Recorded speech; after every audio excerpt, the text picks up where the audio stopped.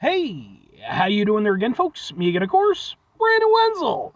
Come back at you, another offering off my sampler platter.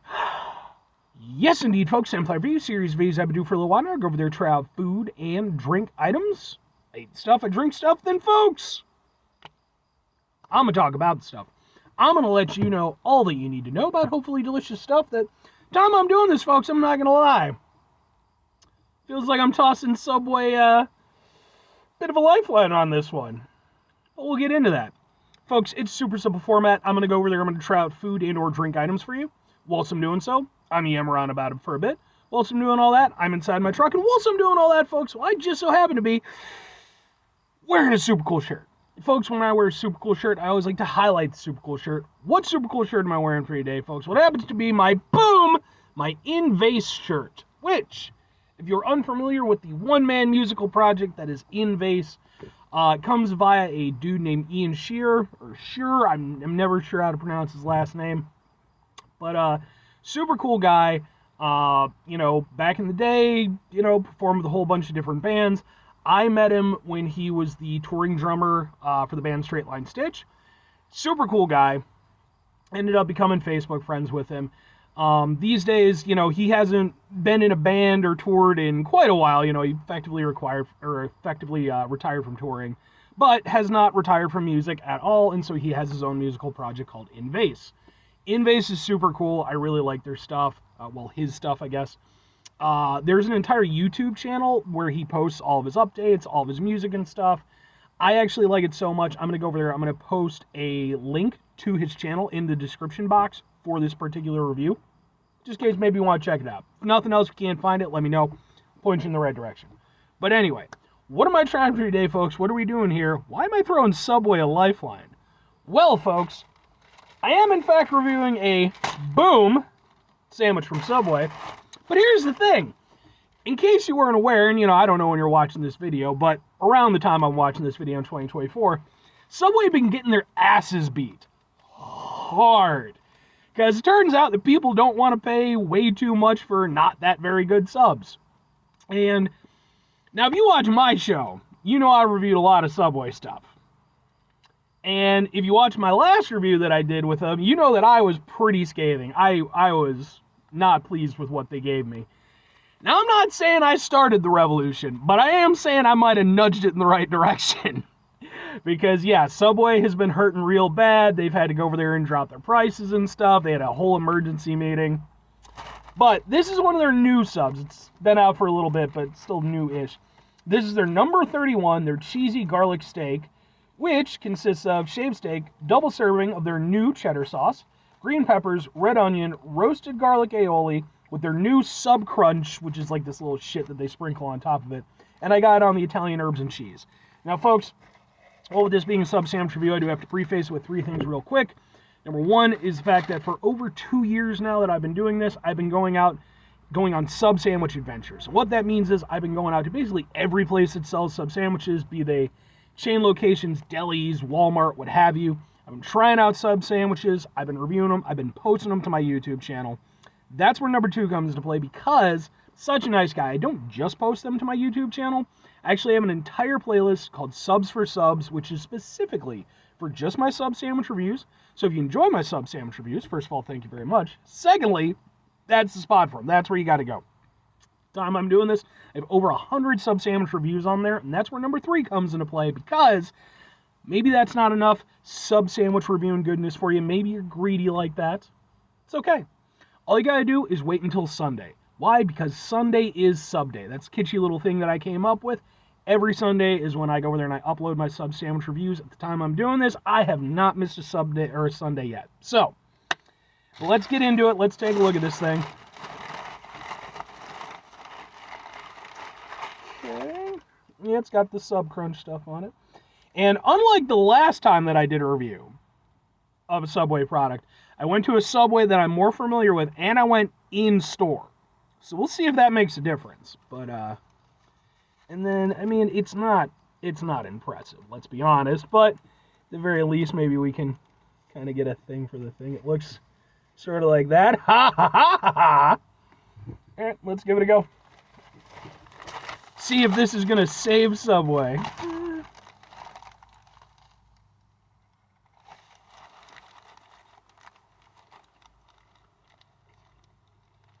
Bread is nice. Subway bread isn't the best bread, but it's not bad. Especially the Italian urban cheese. Pretty much always my go-to. Yeah, definitely heavy on the garlic aioli.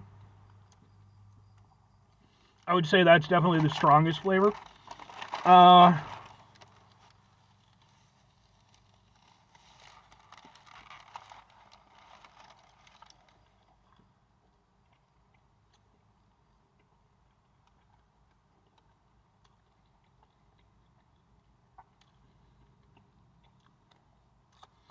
mean, I'll give it a fair amount of credit for what it is. What it is being a Subway sandwich, that is. I've had way worse Subway sandwiches. The last two that I reviewed were abysmal. This one, for what it is, whether it's the Subway that I chose to go to, or the fact that I went inside rather than ordering online, who knows if that makes a difference. I think it kind of does. But definitely better overall. I feel like I'm getting more out of the sandwich than I was with the previous one, the previous reviews that I did. I mean, it's supposed to be a cheesesteak, basically. Fundamentally, the problem with that is there's way too much going on for it to really taste like a proper cheesesteak, even with, like, the double cheese. I'm kind of surprised they haven't just, and maybe they have, to be fair, but, like, just do a standard cheesesteak. You know, just do one really well. But the problem, of course, is Subway isn't very good. So they really do have to, like, kind of pile on the stuff to kind of make it seem like it's worth it and like it's going to taste better. And that's definitely what they did here.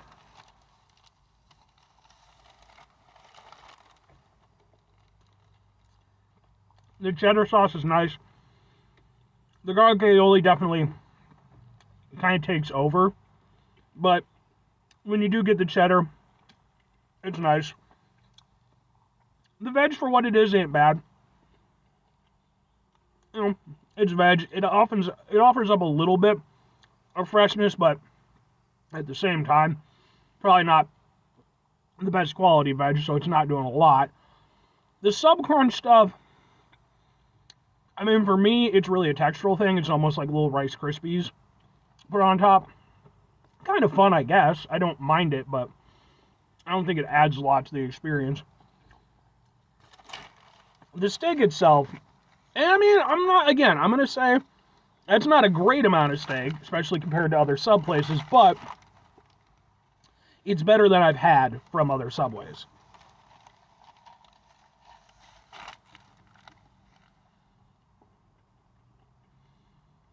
Problem is,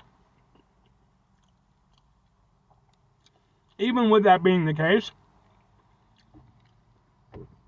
it's still probably the least impactful ingredient in the whole thing. You know, like, to be fair, there is a little bit of a steakiness to it, but you can tell it's just not great quality steak, you know, and it's just, against all the heavy sauces and everything else going on, it really doesn't have a chance to properly flourish the way, you know, you would want a cheesesteak to do. But two questions have to be asked. Would I get it again? Would I recommend it? No. As much as, you know, like I said, I'm trying to kind of throw Subway a little bit of a lifeline. Fact of the matter is, Subway is going to Subway. You know, I mean, their whole thing is they're the McDonald's of sub sandwich places. You know, they're not the highest quality. They're not, and I'll give them a certain amount of credit. I do think that they've gone over there in recent years. I think they have upped their game in some ways. They've put like a half foot forward in terms of trying to mitigate their reputation of being not that great quality. You know, they've come out with some more premium subs. Problem is that, again, it's a half foot. You know, it would obviously be a huge investment, and I get from their end, it's the risk versus reward. But if they really wanted to, there's no reason why Subway couldn't go over there and put out really proper subs, you know, because there are chain locations that do this. You know, Jersey Mike's is a great example. Hell, even, Jimmy John's, they're not great, but they're better than fucking Subway. So, the fundamental problem is ultimately it's still just Subway, you know? And particularly with this one, since it's supposed to be, you know, a cheesesteak, the fact of the matter is, for me personally, if I want a cheesesteak, I've got any number of places that I could get a way better cheesesteak. Whereas this one, although it's not bad, I do want to emphasize that, it's just extremely lackluster. You know, it's what Subway does. You know, they fill it up with flavorful sauces, which are nice in their own way, although the garlic is a little bit much. But then the actual, you know, the actual meat of the whole thing is just left to kind of be eh. And that's what this is. And especially with something like a cheesesteak, that can't be the case. For that reason, if I'm recommending it, I'm just not. Because I think that if you want a cheesesteak, get a proper cheesesteak. You know, and to be fair, availability being what it is, and I've talked with some people, you know, who've made comments to the effect of, well, you know, I only have a Subway around me. I mean, it is what it is. I'll say this, if I'm talking about it from that end of things, I've had way worse menu items from Subway than I have, I've had way worse items off their menu than this particular sub. So it's not the worst thing I've ever had. I wouldn't even say it's bad, but it's not a good cheesesteak. So 5 things before I get out of here. Have yourself a great rest of your day, spectacular rest of your week, monumental rest of your month, tremendous rest of your year, folks. Go over there, have yourselves a truly proper cheesesteak-tastic rest of your life. Because again, proper cheesesteak is a proper cheesesteak. This is not a proper cheesesteak.